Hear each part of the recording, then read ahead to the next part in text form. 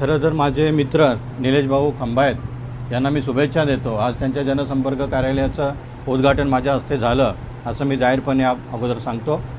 आणि खास करून आमचे नेते युवा खासदार डॉक्टर श्रीकांत शिंदे साहेब आणि आदरणीय राज्याचे उपमुख्यमंत्री नामदार एकनाथजी शिंदे साहेब यांच्या आशीर्वादाने आज मी जो काही कार्य करतो आहे त्या कार्याला बघून माझ्या हस्ते आज त्यांनी ओपनिंग केलेली आहे।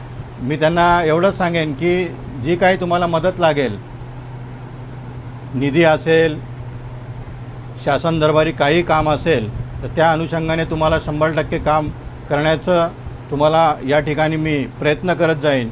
आणि हा दौरली गाव असेल, भालगाव असेल, या परिसरामध्ये माझ्याकडे पहिला जबाबदारी होती, ती जबाबदारी आता त्यांच्याकडे आलेली आहे। त्या अनुषंगाने ही ओपनिंग आमच्या कार्यालयाची त्यांच्या झालेली आहे। एवढंच्या प्रसंगी बोलल्याने त्यांना शुभेच्छा देईन। काल मी दादांकडे ऑफिसला गेलो होतो। माझी इच्छा होती दादांनी यावं, कारण की याआधी या गावचे नगरसेवक हे दादा होते, म्हणून दादांना मी म्हणलं की माझं एक मान राखून तुम्ही या आणि माझं त्या कार्याचं उद्घाटन करा की जेणेकरून तुमचा अनुभव मला भेटेल।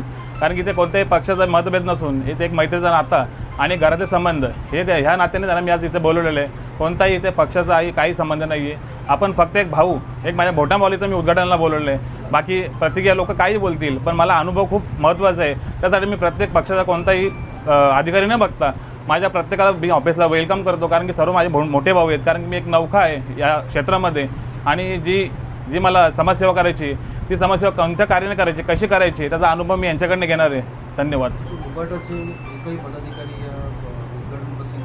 नाही, आमचे पक्षाचे सर्व अधिकारी येऊन गेलेले आहेत सकाळी, कारण की अजून एक आमचे जे स्वप्नाली केने नगरसेवक आहेत त्यांचं संध्याकाळी उद्घाटन आहे। त्यामुळे मी दुपारचा कार्यक्रम केला, त्यामुळे दादांना बोललो दादा तुम्ही संध्याकाळी या, कारण की सर्व कार्य येऊन गेलेले आहेत। असा कोणता इथं पक्षाचा नाही आहे, ते आमचे पक्ष पण गेले आणि आमचे जे गटनेते आहेत ते आज काही कामानिमित्त पुण्याला गेलेले आहेत, त्यामुळे ते येऊ शकले नाही।